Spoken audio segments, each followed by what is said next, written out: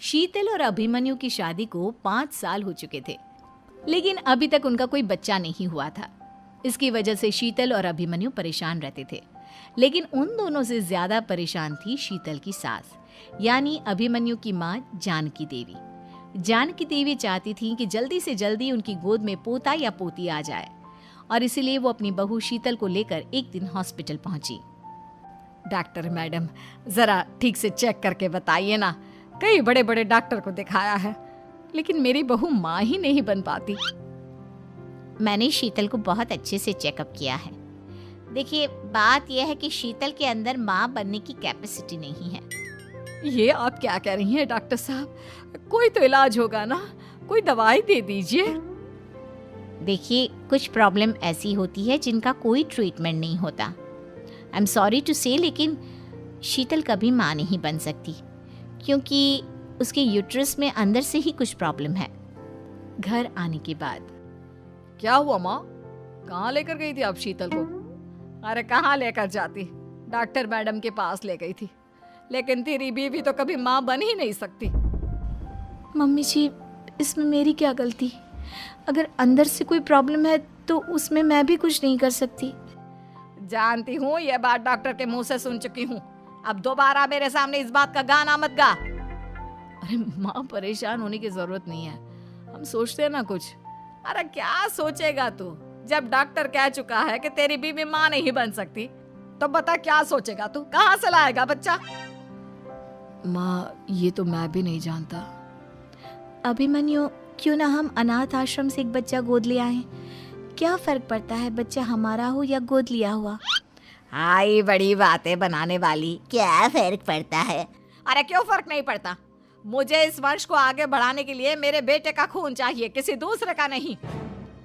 लेकिन माँ, आप जानती हैं कि ये अब पॉसिबल नहीं है। मैं कुछ नहीं जानती। मैं किसी पराये की औलाद को इस घर में अपना पोता या पोती बन के बढ़ता हुआ नहीं देख सकती। मेरा वंश मेरे बेटे के खून से ही आगे बढ़ेगा। लेकिन मम्मी जी, ऐसा कैसे हो पाएगा? आप अच्छी तरह जानती है ना, मेरा और अभिमन्यु का बच्चा नहीं हो सकता। तो मैं अपने बेटे की दूसरी शादी करवाऊंगी, और अपनी दूसरी बीवी से ये मुझे बच्चा पैदा करके देगा। ये आप क्या कह रही हैं माँ? मैं किसी और से शादी नहीं करने वाला। मेरे रहते हुए आप अभिमन्यु की शादी किसी और से करवाएंगी मम्मी जी? आप ऐसा कैसे कर सकती हैं? तू बस देखती जा बहू, मैं ऐसा कैसे कर सकती हूँ। कुछ दिनों के बाद, अभिमन्यु, मैंने तेरे लिए लड़की ढूंढ ली है। माँ, मैं आपको कितनी बार समझाऊं, मुझे किसी से शादी नहीं करनी है। पहले मेरी बात सुन। ये जो चमेली है ना, हमारे घर में काम करने आती है, वो तुझसे शादी करने के लिए तैयार है। मम्मी जी, आप अभिमन्यु की शादी एक नौकरानी के साथ करवाएंगी? वो इसलिए क्योंकि चमेली दिखने में बहुत खूबसूरत है, बच्चा भी सुंदर ही होगा। मम्मी जी, लेकिन एक बच्चे के लिए अपने बेटे की शादी नौकरानी के साथ करवाना, क्या ये सही है? अगर अभिमन्यु ने शादी नहीं की ना, तो मैं अपनी जान दे दूंगी। अब देख लो, अगर तुम्हें अपनी माँ की जान प्यारी है तो तुम्हें इस नौकरानी के साथ शादी करनी ही होगी। इस तरह जानकी देवी अपने बेटे अभिमन्यु की शादी नौकरानी चमेली के साथ करवा देती है। कुछ दिनों के बाद, नौकरानी से मालकिन बन के तो मजा आ गया। अब तो मैं इस घर की मालकिन हूँ। देखो, अपने आप को ज्यादा मालकिन समझने की कोशिश मत करो। एक बार तुम्हारा और अभिमन्यु का बच्चा इस दुनिया में आ जाए, उसके बाद तुम इस घर से हमेशा के लिए चली जाना। अरे जाओ जाओ, किसी और के आगे बातें बनाना। एक बच्चा तो पैदा नहीं कर सकी, बढ़िया आई। जाओ, जाकर मेरे लिए कॉफी बना कर लाओ। नौकरानी मैं हूँ या तुम? मम्मी जी, देखिए ना शीतल मुझसे किस तरह से बात कर रही है। शीतल, तुम्हें पता है ना चमेली प्रेग्नेंट है, मेरे बेटे के बच्चे की माँ बनने वाली है। वो जैसा कहती है वैसा करो। लेकिन मम्मी जी, वो मुझे नौकरों की तरह ट्रीट कर रही है। अरे तो करेगी ना, वैसे भी बहू तुम हो किस काम की? एक बच्चा तो पैदा नहीं कर सकती। जाओ, अब घर के सारे काम करो और चमेली को आराम करने दो। थैंक यू मम्मी जी, भगवान आपका भला करे। आप नहीं होती तो मैं नौकरानी से महारानी कैसे बनती? देखो, तुम्हें जो चाहिए सब मिलेगा। खूब खाओ पियो, मजे की जिंदगी जियो, लेकिन बस मुझे एक बच्चा पैदा करके दे दो।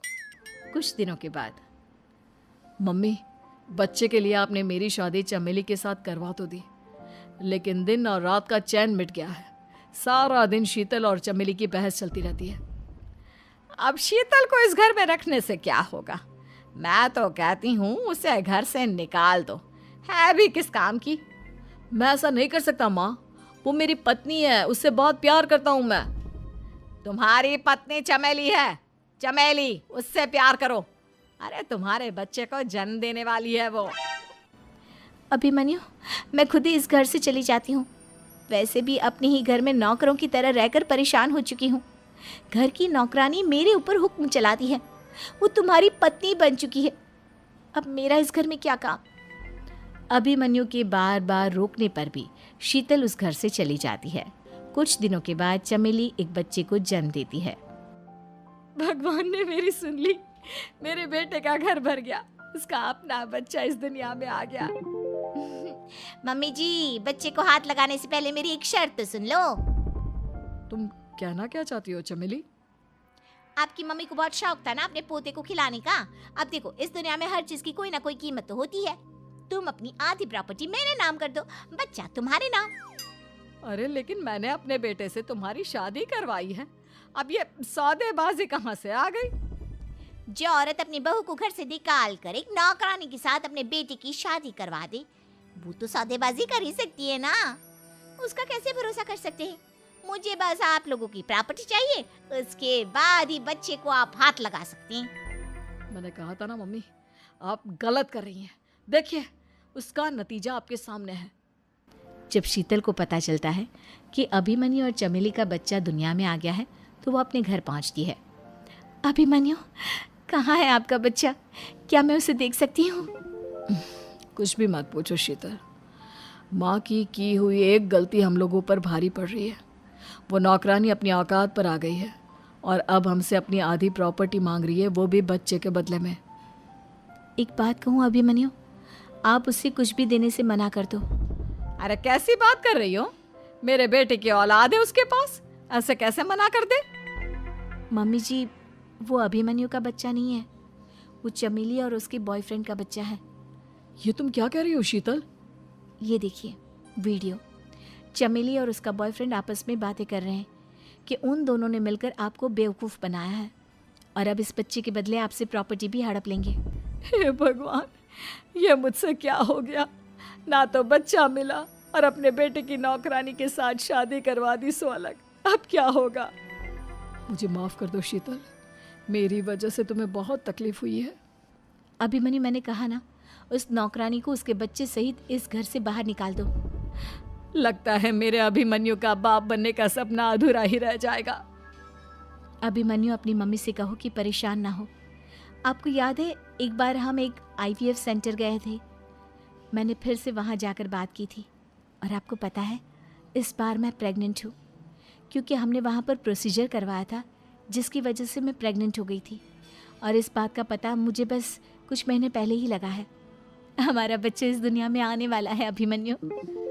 मुझे माफ कर दो शीतल बहू, मुझसे बहुत बड़ी गलती हो गई।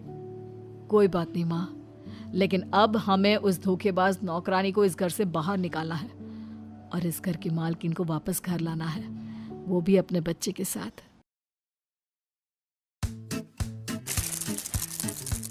Memory test. दोस्तों, क्या आप बता सकते हैं इस कहानी में इनका क्या रोल था? अगर आप जानते हो तो जल्दी से कमेंट करिए और अपनी मेमोरी को शार्प बनाइए। उम्मीद है कि आपको हमारी कहानी अच्छी लगी होगी। धन्यवाद।